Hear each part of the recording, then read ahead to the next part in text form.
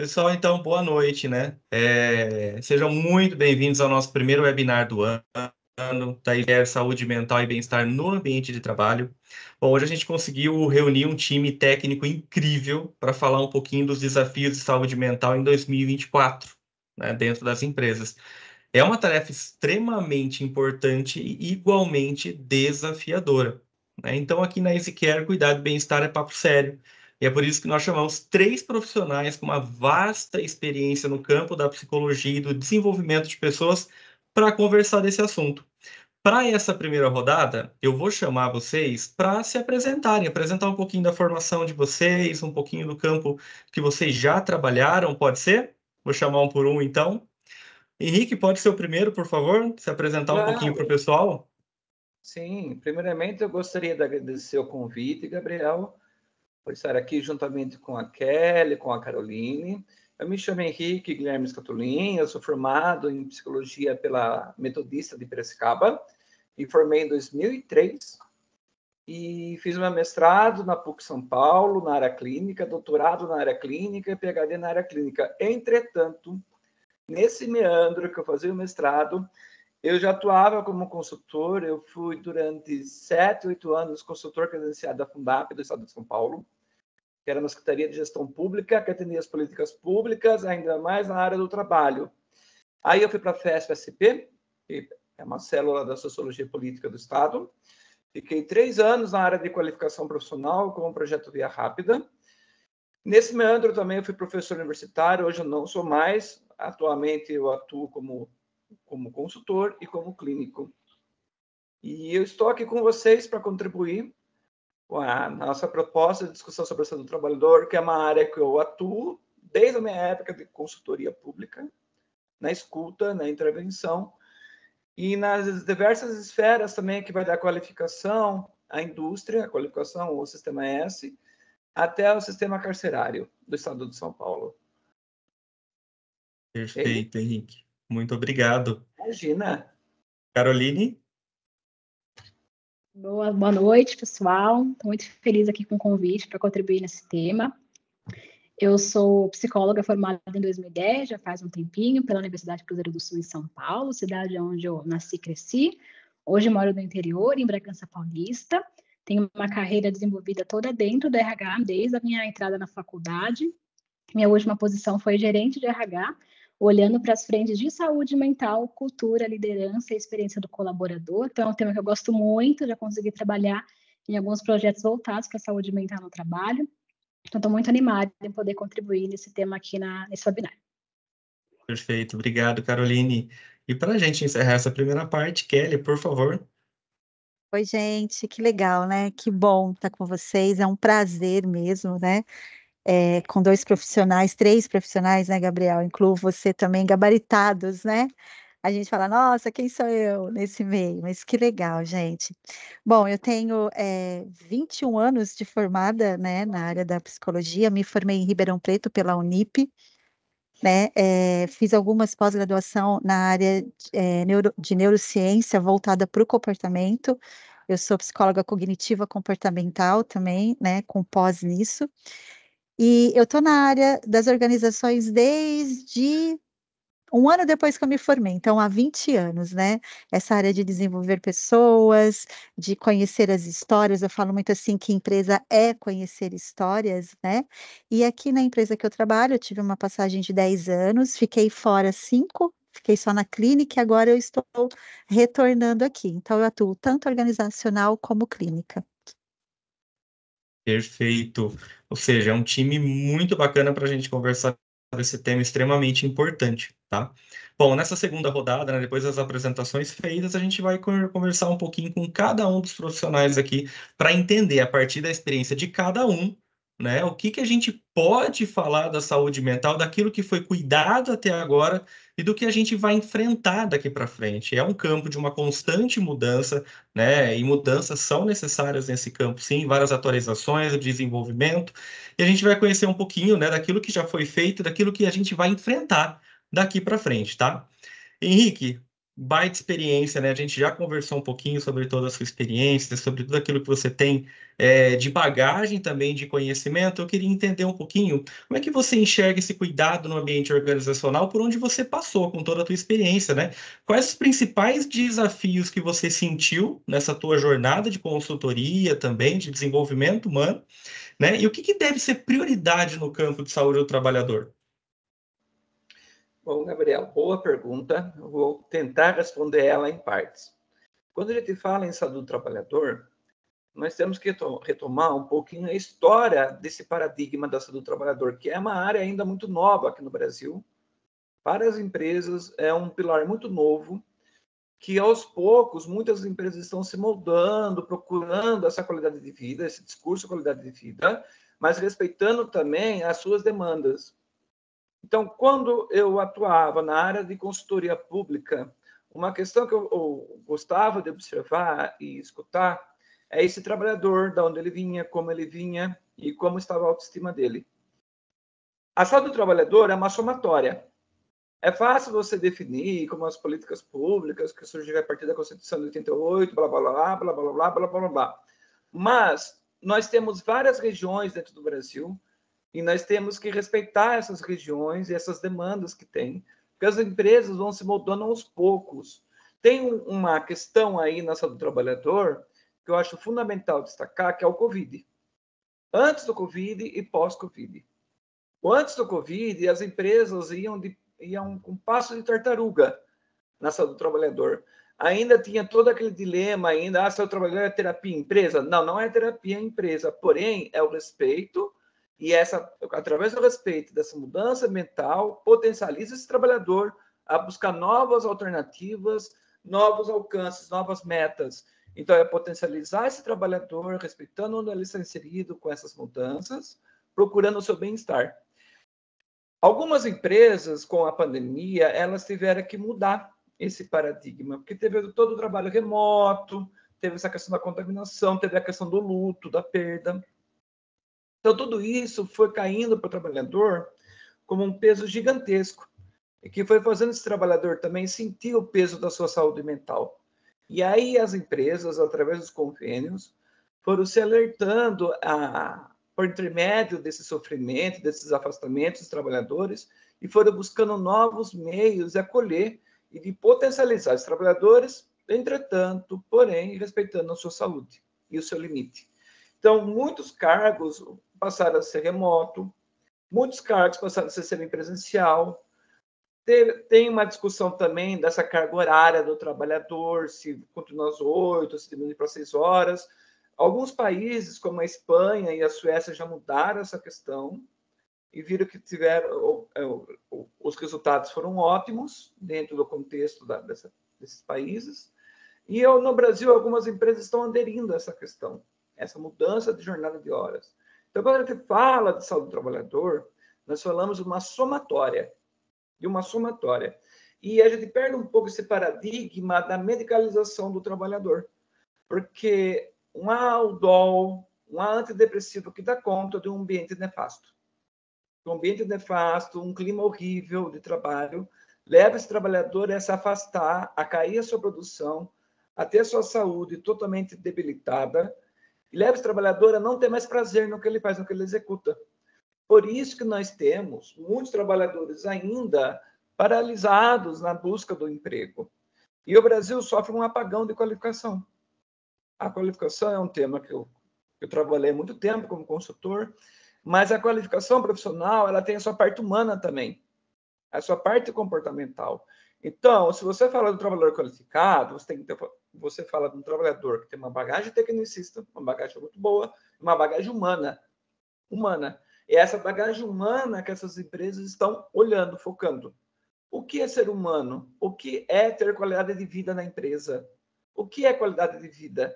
E nós temos um discurso de qualidade de vida, parece que a qualidade de vida é ir na academia, é ficar correndo. A qualidade de vida são somatórias também. Só que é o trabalhador que vai elencar a partir da sua realidade, tendo um acompanhamento do profissional da saúde. Isso é importante destacar.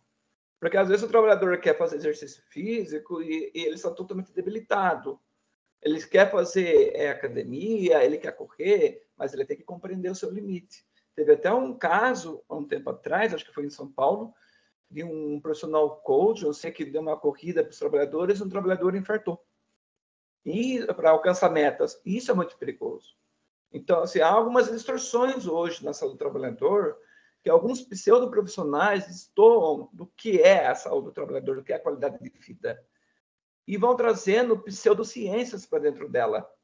E isso o trabalhador tem que ficar muito atento. Por isso que as empresas, às vezes, carecem dessa bagagem científica e saem penalizadas pela ausência desse conhecimento.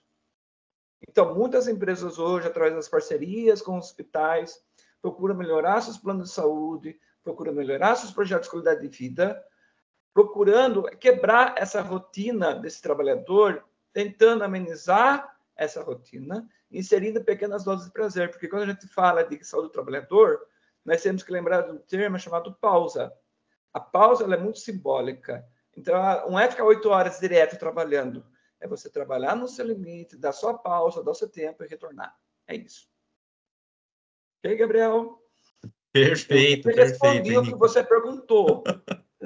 Respondeu muito bem, Henrique. Deu para entender com certeza o quanto que é importante, né? Kelly, vamos lá, Kelly. Tivemos o prazer de trabalhar juntos, né? Num evento, né? Tivemos muitas conversas aí. E assim, me encantou muito, né, a questão de como você trabalha isso dentro do teu dia a dia, né, dentro do ambiente organizacional. Eu queria que você me contasse um pouco sobre como é ser responsável por cuidar dessa área da gestão de pessoas, né, de uma empresa como a Margiros, é uma empresa grande, né, de muitos desafios, né. Me encantou várias partes, mas o que é feito no campo da saúde do trabalhador aí dentro, né? O que vocês têm trabalhado e o que tem para 2024, né? Quais são os próximos desafios desse campo da saúde dentro da Margiros? Legal. Para que vocês conheçam um pouquinho, né, a Margiros hoje ela está com quase 1.800 funcionários, né? Então nós temos aí um desafio. Eu sou a psicóloga organizacional daqui, tive o prazer, né, Gabriel, de trabalharmos juntos aqui, né, para uma questão da saúde mental mesmo. Henrique, eu concordo com tudo que você falou, e essa mudança entre Covid e pós-Covid, ela é extremamente sentida no nosso dia a dia de trabalho, né? Tem uma coisa que a gente tem falado muito, os RHs hoje têm falado muito sobre que a saúde mental, ela precisa, e a partir de 2024, né, para frente, vai ter que estar em foco, né, porque o que compõe uma empresa são pessoas, e pessoas têm a sua saúde mental a ser preservada, né? Então é pensando sobre isso que a gente tem pensado não só em ações corretivas, mas também em ações preventivas, né? Eu acho que a grande sacada das empresas hoje vai ser, é claro que a gente tem que ajudar, corrigir, trabalhar as questões que já existem, e existem muitas questões, gente, né? A gente aqui, que nem nós aqui, temos um ambulatório, né, onde a gente atua diretamente na saúde. Para vocês terem uma ideia, nós temos um médico aqui que fica o dia inteiro aqui. Então, nós atuamos, né, de uma maneira muito completa na saúde do trabalhador. Eu faço muito suporte em questões de crise, em momento de crise, nós encaminhamos pessoas, até mesmo internamos pessoas, né? Porque nós trabalhamos com muitas. A nossa idade é de 16, né? Então a gente recebe adolescentes com 16 anos para frente. Então a gente tem todas as questões de ansiedade, de mundo, de crescimento, de desenvolvimento, né? Então, eu percebo que a gente tem que trabalhar muito essa questão preventiva, a conscientização, né? O que nós temos tentado fazer aqui é trabalhar a conscientização, quebrar paradigmas, né? Treinar a liderança para esse acolhimento, para essa perspectiva, para esse olhar, né? Eu vejo muito importante que as pessoas que estão na linha de frente, elas precisam entender o que são os transtornos mentais, elas precisam entender o que são as questões, o que de fato é uma ansiedade, o que de fato é uma depressão, né? Quais são os comportamentos que podem ser modificados no meu colaborador quando ele não está bem emocionalmente, ou quando eu percebo que alguma coisa errada pode estar acontecendo ali. Então, a gente tem trabalhado muito essas questões. Foi uma da nossa proposta ano passado, né, Gabriel? né, com o último palestrante, que nós reunimos só com a liderança. Então, isso a gente vai trabalhar mais fortemente. E uma das coisas, uma pergunta que eu tenho feito para mim mesmo, né, e lancei esse desafio, é que a gente fala muito de darmos abertura para que as pessoas falem, né? E isso a gente fala há anos, né? Henrique, a Carolina que está aí, o Gabriel que está no RH, a gente vê muito, as empresas precisam dar abertura. Legal, mas acho que o nosso grande desafio para 2024 é, vamos dar, perfeito, mas a pergunta é, estaremos com a escuta ativa? Né? Eu vejo que esse vai ser o nosso desafio, né? E como vai ser a nossa escuta para esses colaboradores? Nós estamos munindo eles de informações sobre a saúde mental, né? E como os vamos acolher, né? Como os vamos tratar isso? Uma das coisas que a gente vai fazer aqui é novamente o nosso setembro lá, né? Aquela rede de palestra. E a gente também está trabalhando com outras áreas que possam ser geradores de problemas emocionais, né? Então a gente está tentando atacar, conscientizar, munir, educar, vamos pensar assim, educar as pessoas nessa conscientização, né? E também estarmos preparados para essa escuta ativa que eu acredito que é o grande referencial. Henrique, só para mim terminar a minha fala, eu vejo, nossa, eu concordo assim 100% com a sua fala, né? E isso é muito sentido por mim na organização. Mas tem uma coisa que eu acrescentaria, que assim, as mudanças tecnológicas, as inovações que o funcionário, que o trabalhador está sendo exposto, empurrado, eu vejo que a gente está sendo empurrado. Então a gente fala de fazer 2 anos em um, 3 anos em um, 10 anos em um, e inteligência artificial, e as coisas aqui, coisa aqui. Então a gente está sendo levado a uma busca por conhecimento, uma busca por formação, uma busca por tudo de uma maneira muito frenética, muito rápida, né? E nós somos um ser que fomos criados com essência, e talvez nós não estejamos preparados para toda essa frenesia agora, essa correria agora, né? Eu vejo que isso, para 2024, né, e daqui para frente, será um grande estopim para as questões emocionais na vida do trabalhador, né? Eu tenho pensado muito sobre isso, né? E fica aí uma questão para nós aí. Não sei se eu respondi, Gabriel. Perfeito, perfeito, Kelly. Obrigado, viu? Caroline, vamos lá, Caroline. A gente conversamos bastante sobre desenvolvimento de pessoas, né? Eu fui entendendo um pouquinho do teu caminho também. Eu queria que você agregasse um pouco no nosso papo aí na seguinte questão, né? Como é que você enxerga, né, a relação entre o desenvolvimento humano e a saúde mental nas organizações? Como é que a gente associa essas duas coisas extremamente importantes aí, né? Quais são os principais benefícios de investir no crescimento pessoal, né, profissional, pessoal dos colaboradores para a saúde mental no ambiente de trabalho? Boa, Gabriel. Acho que essa pergunta é bem interessante e vai complementar muito o que a Kelly trouxe e o Henrique também trouxe sobre saúde mental.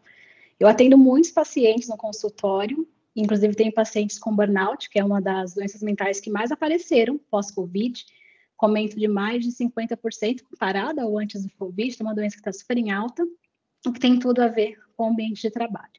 E o que eu percebo com os meus pacientes é que eles falam, poxa, Carol, trabalhei muito, fiz uma grande entrega, sou a melhor do meu time, não tenho nenhum reconhecimento. Uma outra paciente trouxe para mim um relato. Foi lá, fiz um monte de reunião, viajo, fico fora da minha casa 2, 3 semanas a trabalho. Quando volto para casa, minha família às vezes nem lembra muito de como que era o convívio comigo, porque eu estou me dedicando 100% ao trabalho. Então, isso tem muito a ver com o excesso de demanda, de pressão que as empresas estão trazendo para o colaborador, sem ter esse olhar com a qualidade de vida, com a família, com o lazer, pensando muito mais em resultado e deixando de lado o fator humano. Então, se eu fosse pensar em uma demanda para as empresas trabalharem em 2024, é olhar para o colaborador como um ser humano, e não apenas como uma pessoa que está ali para entregar determinado resultado. Outro fator que eu percebo muito com os meus pacientes é o quanto a liderança é o estopim para os casos de burnout. Porque quem representa a empresa no dia a dia é o líder imediato. Não é o pessoal da RH, o pessoal da área financeira, é aquela pessoa que está com contato com você todos os dias, que é o seu líder. Então, se a gente, como RH, né, as empresas não prepararem a liderança para fazerem rituais de gestão de pessoas, se preocuparem com o desenvolvimento do seu liderado, entenderem quem é aquele ser humano por trás daquele cargo, entenderem como é que é a vida dele, se ele tem filho, se ele tem esposa, se ele tem marido, para conseguir, no convívio diário, entender se ele está bem ou se ele está mal, a gente não vai conseguir ter grandes mudanças. Então, eu tive um exemplo de uma paciente minha que falou, Carol, em 7 meses eu não tive um one-on-one com a minha líder. One-on-one é aquele papo que você deveria ter, pelo menos uma vez por semana, com o seu liderado, para saber como está a demanda de trabalho e para também entender como ele está, né, no âmbito de pessoa. Então, se o líder não faz isso, não conhece a sua equipe, não está próximo, não faz os rituais de RH básicos e necessários, como esse papo semanal ou quinzenal, como ele vai saber quando a pessoa está ruim, quando ela está com um problema em casa, se o dia dela não está sendo um dia bom, se ele não tem essa proximidade. Então, acho que desenvolver a liderança, para que ela entenda e trabalhe para realmente ser um líder próximo, um líder humano, acho que é um fator que a gente precisa considerar para conseguir ter sucesso mesmo na saúde mental nas empresas. Perfeito, Caroline. E assim, né, parece combinado, mas não foi. Mas o nosso tópico agora é liderança, e agora a gente abre para que todo mundo possa responder, né, para que vocês três possam responder aí, Henrique, Caroline e Kelly, né? Qual é o papel da liderança nesse processo de cuidado com a saúde mental, do cuidado com a saúde laboral, né? Porque tem sim uma grande participação da liderança em todos os processos da empresa, é uma área fundamental. Acho que nunca se buscou-se tanto desenvolvimento de liderança, é um tema muito atual e muito importante, e vai muito além de ensinar a questão técnica, né? Ensinar aquilo que eu vou fazer no meu setor, mas tem também o acolhimento, o cuidado, né? Como é que a gente capacita essa liderança e qual é o papel dessa liderança nesse cuidado, pessoal? Gabriel, eu gostaria de tomar as rédeas para responder. Fique à vontade. Inclusive, apareceu uma demanda, algumas semanas atrás, sobre liderança na minha escuta com os trabalhadores. Quando a gente fala de liderança, parece que você, na pergunta, já pressupõe que existe um líder, uma liderança colocada lá. Nem sempre. Nem sempre. Muitas empresas carecem de desenvolver lideranças. Porque o papel do líder ele é fundamental para a saúde da sua equipe, para a saúde desse trabalhador. Mas é o líder positivo, aquele que potencializa, reconhecendo os limites do seu trabalhador, da sua equipe. E quando a equipe não tem líder, fica um agrupamento, e os trabalhadores ficam jogados à mercê lá dentro, com metas, sendo cobrados por metas. Então, é uma questão da liderança e do agrupamento. Eu acho que as empresas, muitas são imbuídas, sim, em desenvolver essa liderança, mas poucas têm um acompanhamento de ver como essa liderança se dá em loco.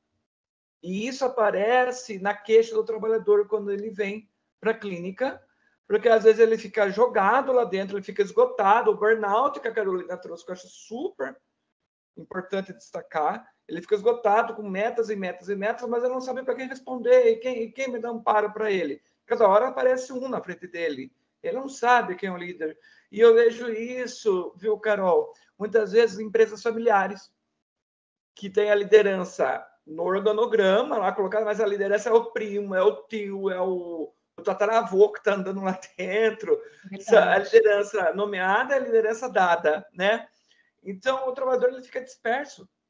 E essa liderança ela é fundamental para filtrar essa demanda, esse trabalhador, restabelecer ele na sua potencialidade e identificar quando esse trabalhador ele está em processo de adoecimento ou não, para ter esse acompanhamento, essa escuta que a Kelly trouxe, a escuta ativa, que é tão difícil, às vezes, o trabalhador ter esse procedimento, porque ele fica com um pouquinho de paranoia nessa escuta ativa.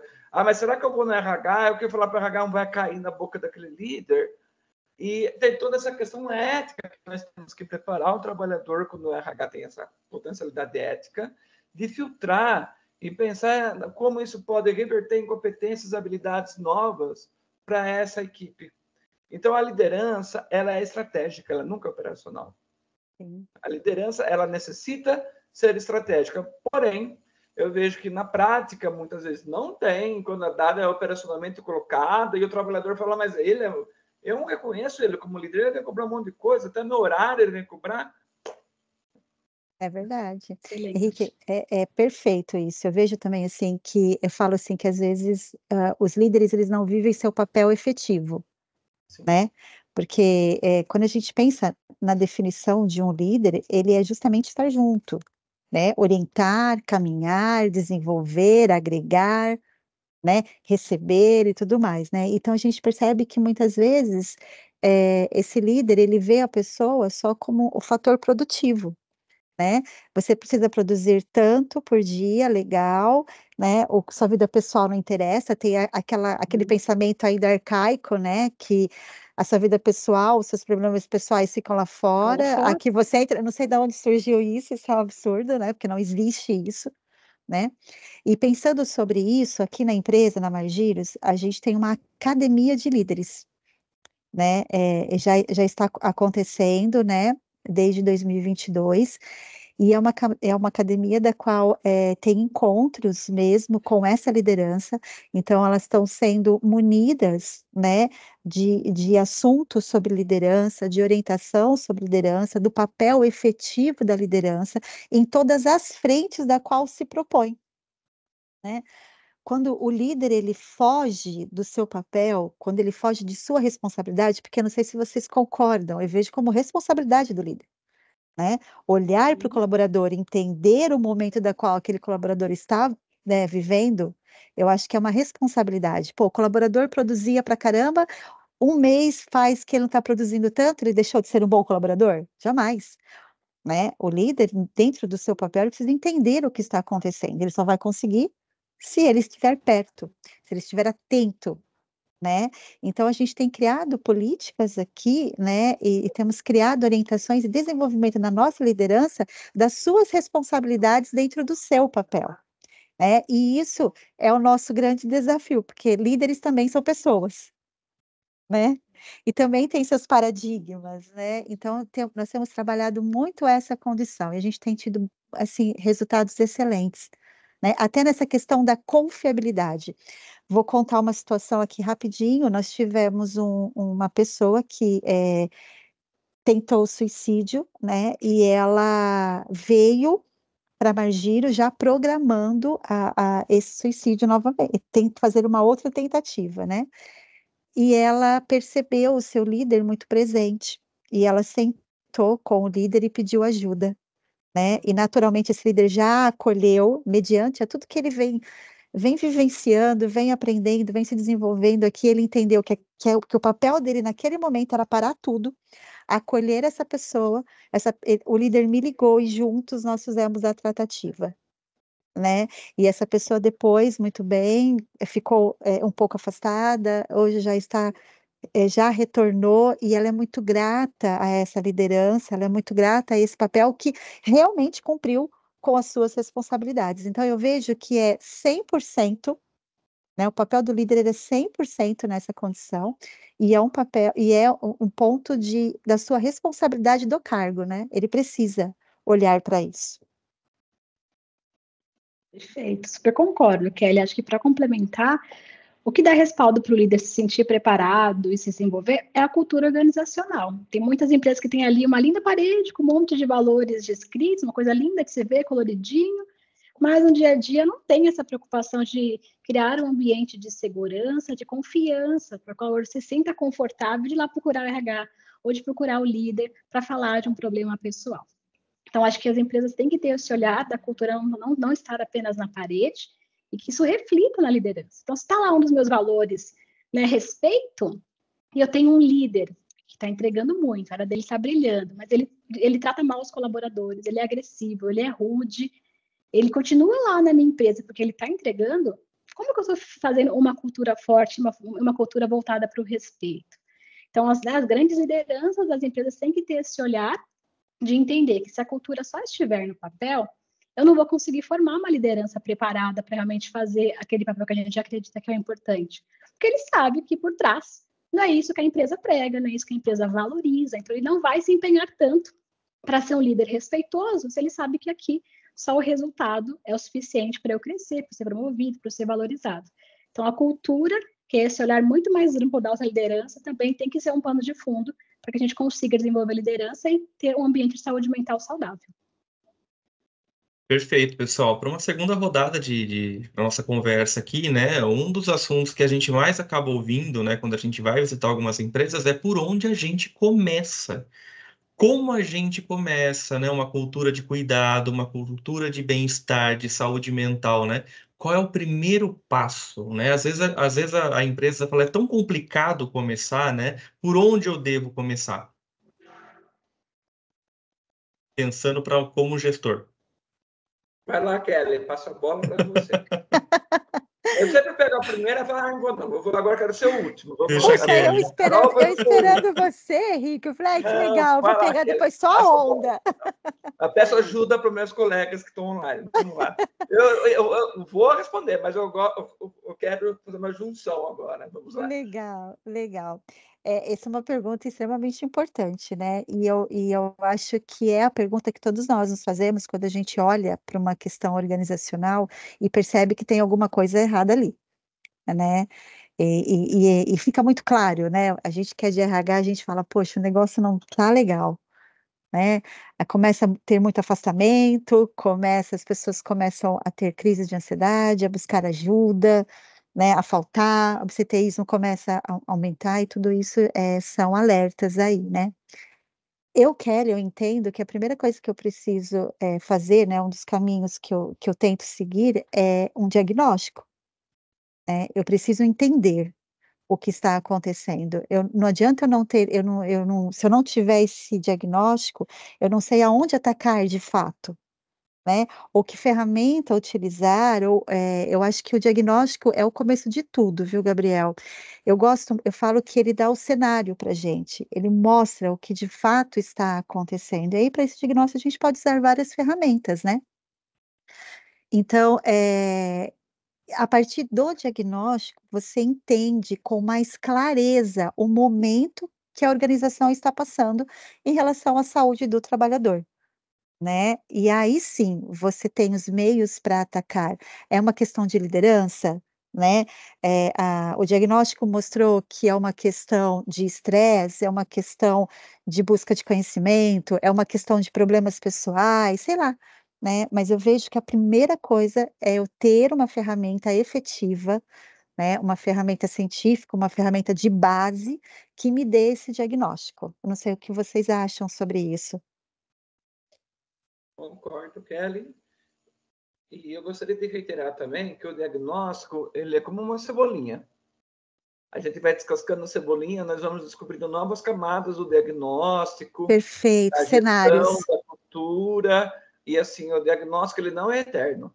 Cada Não. momento da empresa aparece um diagnóstico diferente, às vezes há uma mudança de gestão, de liderança, de presidência, muda esse clima interno. Uma coisa O viva. processo de fusão Isso. muda todo esse clima interno. Então, as variáveis externas, internas. É uma questão que eu falava muito para as pessoas próximas, é época de política, as pessoas vão discutir política, isso muda o clima da empresa, não é legal, não é legal. Então, certas questões dentro da empresa, nós temos que passar um filtro. E esse filtro, ele faz parte do diagnóstico também, reiterando a visão e a missão da empresa. Onde essa empresa quer chegar, como ela quer chegar, o número de trabalhadores, onde ela está. Às vezes ela está em processo de expansão. Aqui no interior, nós temos um apagão de mão de obra enorme. Ela está no processo de expansão, não acha mão de obra em Leme, não acha mão de obra em São Carlos. Ah, mas aonde eu vou procurar essa mão de obra? Como eu vou fazer o Joãozinho sair lá de São Paulo para vir para o meu cargo aqui, para o cargo da minha empresa, e deixar uma cidade para vir para o interior? O que leva ele a fazer isso? Então, assim, essas mudanças internas e externas precisam ser relevadas, e também a questão do instrumento diagnóstico. Da onde vem esse instrumento? Quem montou esse instrumento? Né, Carolina? Às vezes a gente pega cada instrumento na internet que, meu Deus do céu, é bom mesmo. Absurdo. Tem cada instrumento na internet que olha e fala, meu Deus, isso é fake. Quem é consultor bate o olho e sabe, isso aqui é fake. Como eu vou coletar dados com essa pergunta? Quer ver? Eu tinha um instrumento diagnóstico, eu vou trazer um exemplo bem básico, que a mesma pergunta estava no sistema S, estava no sistema carcerário. Não poderia. Porque lá no sistema carcerário eles ficavam quase 20 horas falando tudo. Não tinha onde colocar tudo. Então eu falei, essa pergunta precisa ser retirada, precisa ser adaptada. Então, quando um consultor, um psicólogo organizacional pega esse instrumento diagnóstico, ele tem que ver como ele vai aplicar, onde ele vai aplicar, com quem ele vai aplicar, qual o momento e qual é o contexto. Deixar claro isso para a gestão da empresa, que para estabelecer um bom diagnóstico não é em um dia, porque a empresa chama, o consultor fala, pelo amor de Deus, é para amanhã. Mas temos que estabelecer um vínculo com a equipe, deixar claro qual é o objetivo do diagnóstico, que é para o bem-estar, para o crescimento dos trabalhadores e da empresa, é o processo de expansão, e assim, como esse diagnóstico ele é aplicado, esse questionário, que muitas vezes o trabalhador fica com um pezinho assim, meu Deus, por que eu vou responder? Garantir o anonimato. O anonimato é importantíssimo. Boa, Carol. Eu lembro uma vez uma falha que eu cometi, há muito tempo atrás, quando eu orientava um trabalho de clima. Eu não vou citar o nome da empresa, uma grande multinacional. E essas conhecidas tabularam, eu levei lá para o Uruguai apresentar o trabalho. A tabulação estava errada, porque no questionário tinha o nome dos trabalhadores, não pode. Tem que ter um anonimato. Tem que ter um anonimato. Então, isso são falhas. O dado vai estar enviesado, né, Henrique? Aí como é que você vai garantir que o dado é verdadeiro? Exatamente. Exatamente.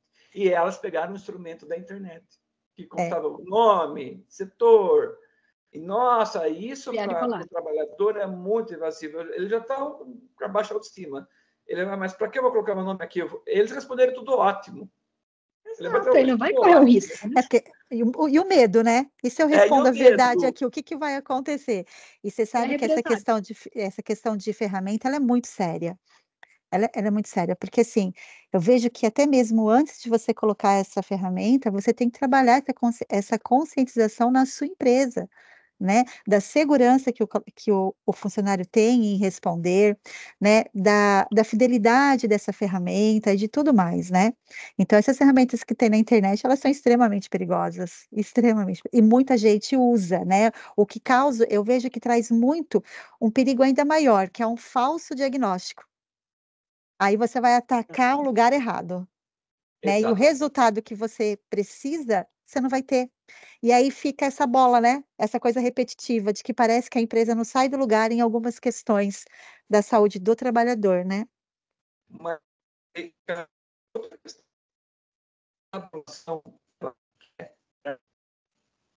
que tá travando um pouquinho, Henrique, peraí. Acho que a internet... Acho que não voltou ainda. A internet às vezes nos abandona também. É normal. Melhorou. Voltou. Eu vou ligar lá na Vivo. Vivo, puxar a orelha.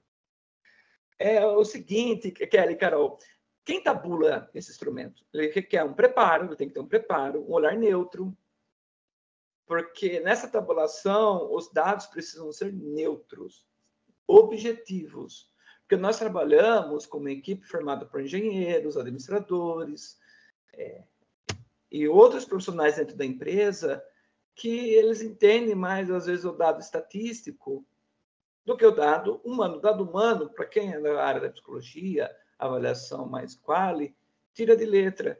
Mas nós trabalhamos muitas vezes no RH com outros profissionais que são de outras áreas. Então, nós temos que ter essa visão de tabulação mais neutra, objetiva e estatística. Perfeito. Super concordo. O engenheiro já bateu o olho, Kelly, vai falar, mas esses dados tudo fala. O que eu faço com isso? Exatamente. Então, a minha experiência com o engenheiro é assim, tem um dado aqui, a mudança foi essa. É o estatístico. É isso mesmo. É isso.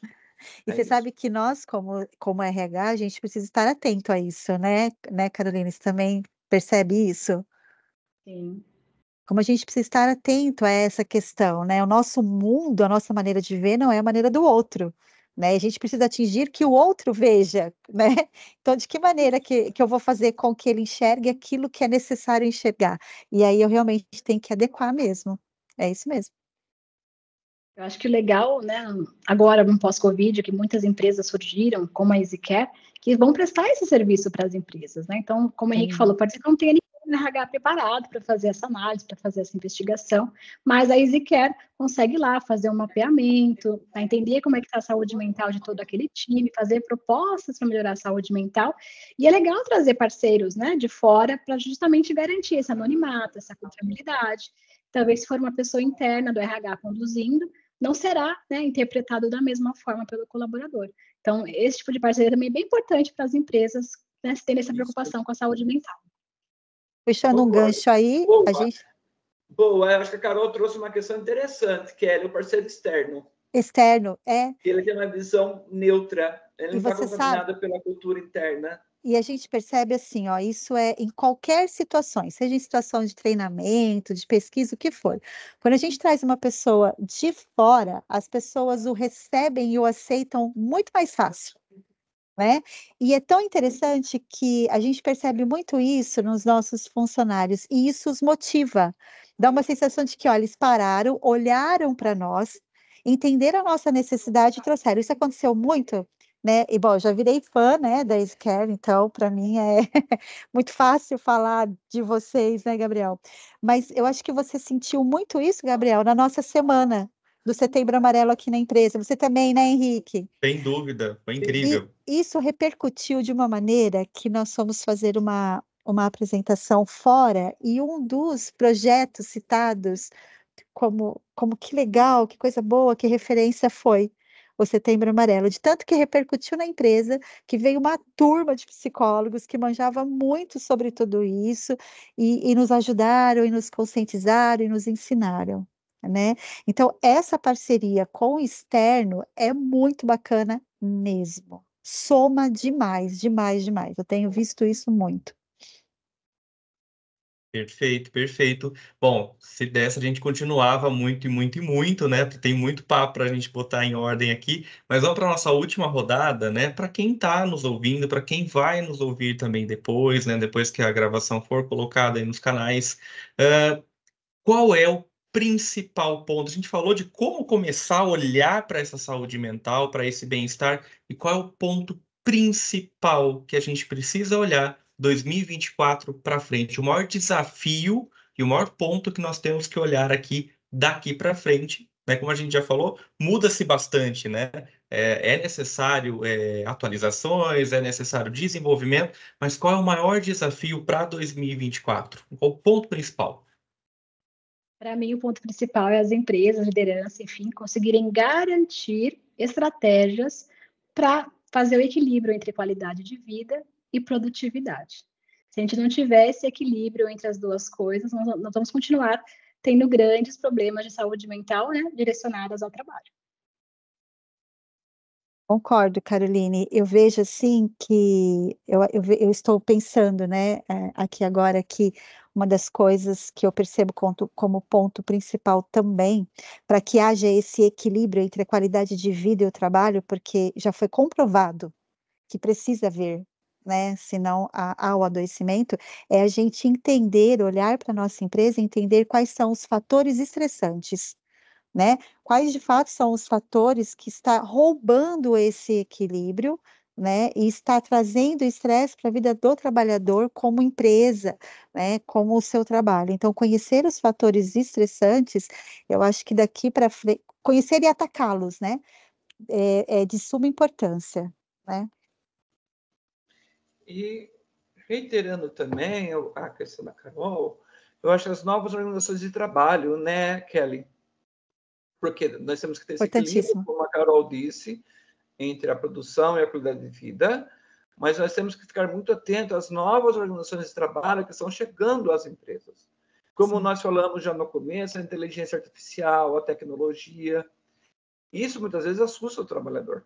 Demais. Porque ele não está acostumado com essa enxurrada tecnológica chegando. Sim. E eu vejo... Sim, desculpa, sim, não, desculpa, pode falar, Henrique. E essa tecnologia, às vezes, ela afronta. Ela vem para acrescentar, vem para somar. Mas a maneira que ela é colocada, o trabalhador fica assustado. Sim. Porque, quer ver um exemplo? Uma caixa de mercado. A produção de caixa, com toda a sua dignidade, olhando para o futuro, ela fala, futuramente eu estou mais aqui. que já tem lá nos Estados Unidos, já há muito tempo atrás, ou a pessoa vai no mercado, passa, paga e vai embora, não tem nem a pessoa no caixa. Então, assim, as novas formas de trabalho chegando vão impondo novas buscas para o trabalhador. Por isso que a qualificação é importante, viu, Carol? E assim que a empresa tem esse olhar atento para esse equilíbrio.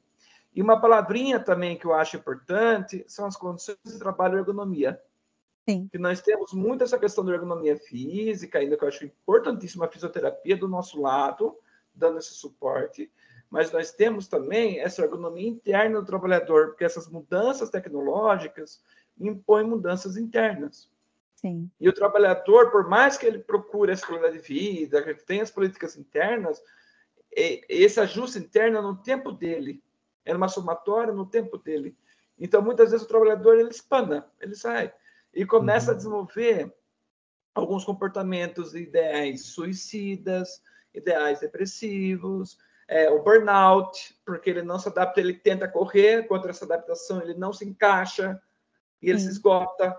Então, todas essas moléstias psíquicas que eu falo, esses transtornos organizacionais que vêm, tem a ver com essas novas organizações impostas pelo mundo moderno da tecnologia. O burnout é um exemplo, a depressão laboral é outro, o estresse é outro. Você sabe, Henrique, é fundamental pela equipe laboral da empresa e também pelo RH. Sim, você sabe que isso que você trouxe é extremamente importante e eu vejo que é divisor de águas, né, em relação, porque nós temos vivido mesmo um mundo muito frenético de inovação, né? E a gente tem visto muita frase assim: "Ah, a inteligência artificial está aí, vai substituir". Então isso tem gerado, um sentimento de instabilidade na vida do funcionário, do nosso colaborador, né? E esse sentimento de instabilidade leva ao adoecimento, leva à fuga e todas as questões que a gente conhece, né? Então essa questão da empresa estar de fato preparado para receber essa inovação, né, adequando esse ambiente de trabalho, né, para um ambiente de trabalho regulado, né, pra vida do trabalhador, eu acho que é o nosso grande desafio e é a principal coisa a acontecer daqui para frente.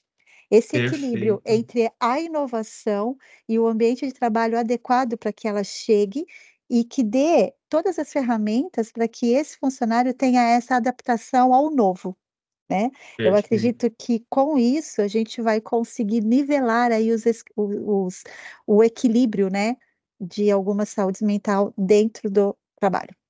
Perfeito, gente. Que bate-papo incrível, né? Bom, a gente ficaria horas e horas conversando, mas acho que quem conseguiu aí acompanhar, ou quem vai estar acompanhando aí depois, né, vai entender o peso dessa conversa, o quanto que a gente pôde aqui conversar um pouquinho sobre tanta coisa.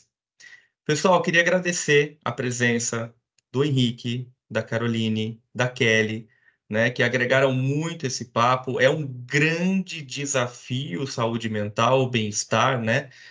É necessário a gente prestar muita atenção nisso, dar muita atenção nisso, e levar de forma muito séria e ética, né? Que é um assunto que não deve ficar em segundo plano nunca. Nós estamos numa crise ética, né? É contínua em muitos cenários, então é muito importante que a gente leve isso de forma muito séria, como é, né? Então, eu agradeço demais a presença do Henrique, da Caroline, da Kelly, por ter disposto esse tempo para a gente poder conversar sobre esse assunto. Então, muito obrigado, Obrigada. pessoal. Obrigado aos três. Gente, legal, Eu o que prazer é agradeço, meu. Gabriel. Obrigada Agradeço, pelo Kelly, convite. agradeço, Carol, agradeço a todos.